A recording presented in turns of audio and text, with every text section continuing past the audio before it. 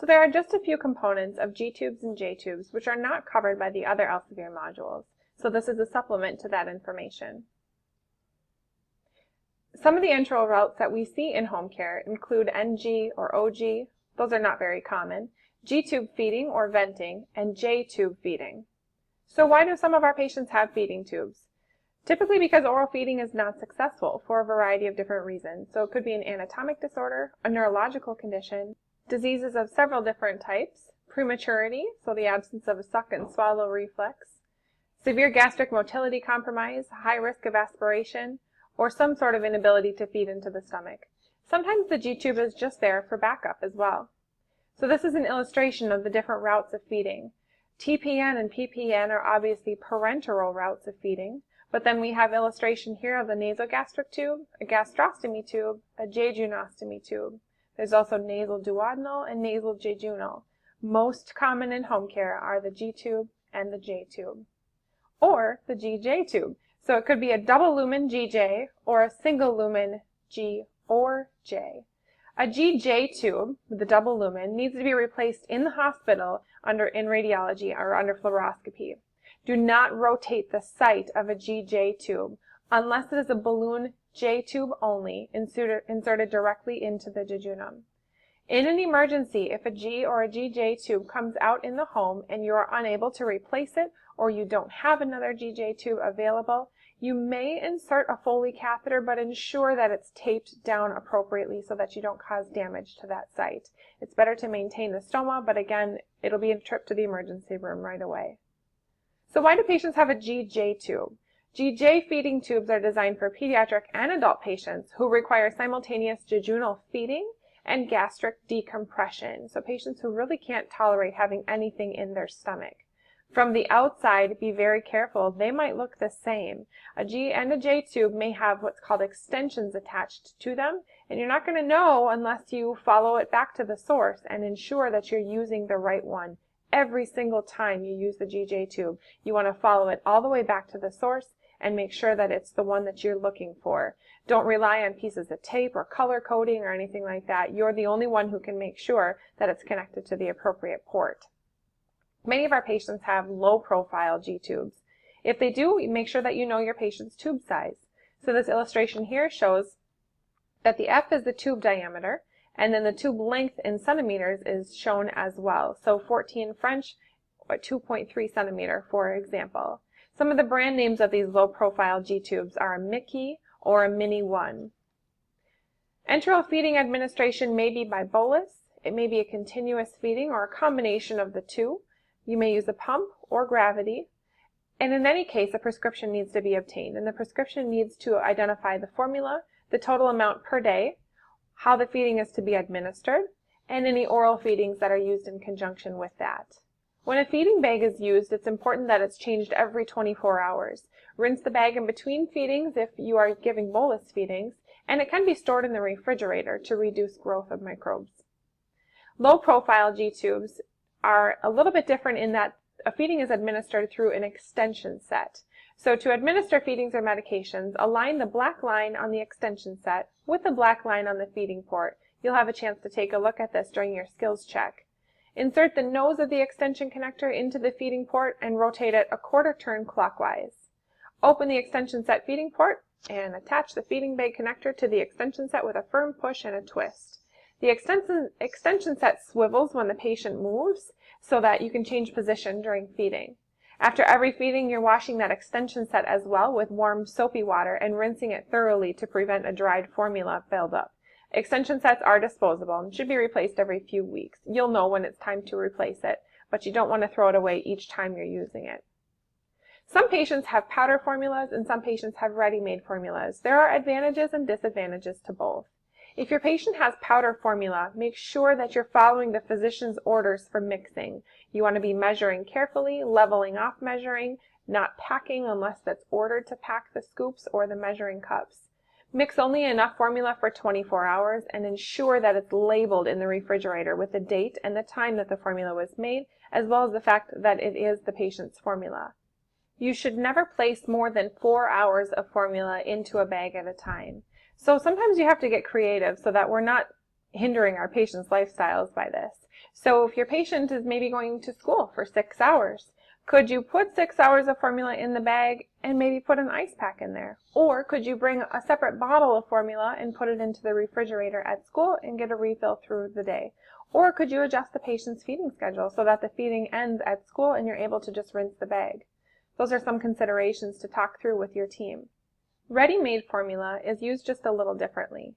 It's important to check the expiration date prior to using the formula and shake the can very well. Clean the top of the can and make sure that you're rotating the stock. So when you receive new formula, put it in the back and probably take it from the front. Ready-made formula can have an 8-hour hang time, so perhaps this is an option for those patients who want a little bit more in the bag so that they don't have to refill as often. There are a variety of different brands and formulations that will work differently depending upon the patient's needs. Formula should be prepared according to those orders, as we discussed, and served at room temperature, so don't take it right out of the refrigerator and give it to the patient. Always wear gloves when you're administering feedings or working with G-tubes, as you obviously have the potential for exposure to bodily fluids. Prime the tubing, utilize clamps, and do your best to prevent air introduction or leakage of gastric contents. Anytime a patient is receiving a feeding or medications, the head of the bed should be elevated at least 30 degrees. Flush the G-tube before and after every feeding using the prescribed amount of warm water. That'll help prevent clogs. Utilize the pump at the prescribed rate or feed via gravity as ordered. You should not rapidly push feedings with a syringe. Ensure all clamps are closed when feeding and flushes are complete. Clogged tube may be caused because of a clamp, that's an easy one to fix, or a kink, or dried formula or medication blocking the tube. So you can prevent this or correct this by checking the clamps to make sure they're open, using the syringe plunger in a brief pulsing method. So as you're pushing in your flush, pulsing will create a little bit of turbulence in the line to help clear out any blockage.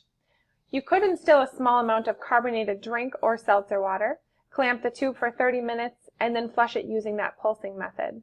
Some of our families like to use Coca-Cola, but ensure that you have the physician's approval before you do that. You may also use Clog Zapper if it's ordered by a physician and it's available in the home. That's a brand name, but there are, I'm sure, different kinds. They are an enzyme action so that you'll mix it up with the prescribed amount of water and follow the step-by-step directions in the package with the Clog Zapper. Also, you can consider following the feeding with a water flush and then air after each feeding. So just a small amount of air, only enough to fill the patient's G-tube, just a few milliliters, so that there is no fluid whatsoever sitting in the tube to prevent clogs. Aspiration could be caused by tube migration. Maybe the patient is lying flat during feeding. Maybe there's a formula backup, which could be due to constipation as well. So we can check the position of the tube, ensure that the patient is sitting upright or at least 30 degrees for 30 to 60 minutes after feedings. Also always monitoring our patient's bowel movements for frequency and consistency. Leakage at the site may be for a variety of different reasons. The balloon could have moved away from the stomach wall or lost water. The stoma may have become larger from increased movement of the tube. Increased pressure in the stomach from air, delayed gastric emptying, coughing, or constipation. Maybe the tube diameter is too small, or the perpendicular position of the tubing is not maintained. So if the tubing is pulled to one side or the other, there may be leakage, or it could be that the valve is defective. You can gently pull back on the tube to ensure that the balloon is up against the stomach wall. Check the water in the balloon at least weekly. There should be about 5 milliliters of water for most of the balloons, but check your patient's orders to see what the physician has prescribed. If there's any water missing, replace it and notify the physician if there's a significant leak. Stabilize the tube with tape and provide a barrier if needed. Vent the tube before and after feedings to allow for any air bubbles to escape. Monitor your patient's stools. Maintain the tube in the upright position. Use tape to secure it if necessary, or you may need to change the tube if the valve is defective. Sites may have drainage and irritation. This could be caused by gastric contents leaking out around the tube, infection of the site, sutures irritated, the stabilization bar is too tight or too loose, or just the fact that all G-tubes leak on some level. Creams and ointments require a physician's order. Keep the site clean and dry. Sometimes applying a non-adherent dressing to the site is helpful. You can also use stomaadhesive powder on the site or sometimes zinc oxide. Patients may have orders for topical antibiotic ointment if there are signs and symptoms of infection at the site. Antibiotic therapy is used only rarely for severe cellulitis in the area. Stitches can be removed according to the physician's recommendation, and also properly adjust the stabilization bar. About a 1/4 inch of space should stand between the bar and the skin. Granulomas are a normal response of the body, but could also be caused by excessive movement of the tube. There may be a small amount of drainage associated with that, or they could be caused by gauze dressing. Some of our patients will have orders for cauterization by silver nitrate in the home. They could also develop into scar tissue, though, and require surgical removal for severe granulomas. It's important to stabilize the tube and use soap and water to clean the site frequently. Turning G-tubes 360 degrees is a good practice to prevent granulomas, but remember, we never rotate GJ tubes. Antibiotic may also be used as directed. G-tubes have the potential for association with a developmental delay. Enteral feedings in tubes may affect development of feeding skills and normal development, including patient speech. Age-appropriate activities should always be encouraged. For those kiddos who grow up with G-tubes, this can be really challenging. Use a low-profile device as soon as possible so it does not get in the way of crawling or lying on the belly. Typically, physicians will push this pretty quickly for pediatric patients because of the associated developmental delay. Feeding schedules should be set up to encourage an oral activity in association with feelings of hunger. For those patients who have G-tubes running 24 hours a day with feedings, they're never hungry. And so it's really difficult to encourage oral activities because the patient doesn't have a feeling of hunger. So sometimes timing those things to associate oral activities with hunger will help them to be more successful. If a patient has an oral aversion, they'll likely be working with occupational or speech therapy, also encouraging use of early intervention for those patients. Other gastrointestinal complications associated with feeding tubes include nausea, diarrhea, dehydration, and fluid overload. You must always follow physician's orders for your patient's diet and encourage activity.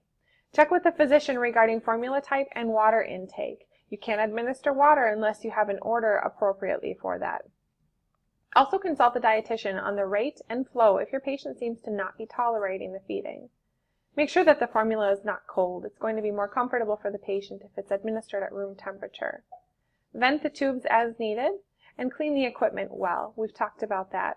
Also important to note that as you vent feedings or check for residuals if ordered, you should never discard gastric contents but return them to the patient's stomach and document that. Know how your medication should be administered, at what time, and know the considerations. You all know the rights of medication administration, and of course those apply to G-tube medications as well. Follow flushes with a specified amount of water. For children, that's 3 to 5 milliliters. For an adult, 5 to 10 milliliters if a patient doesn't have a specific flush volume ordered. Never put medications into a feeding bag, except if you have an order to do so. We sometimes see those orders in place with something like Miralax. Remember, only accept prescription dosages in milligrams, not milliliters or number of pills.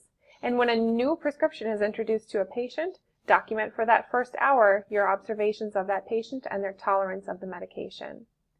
If the gastrostomy tube has a side port for medication administration, be sure you're using that. Check with the pharmacist on which medications can be put down the tube. You want to be careful about capsules and extended release medications. Also give one medication at a time with water before and after each medication. Check with the pharmacist before you mix any medications together and know the considerations with regard to whether the stomach is full or empty.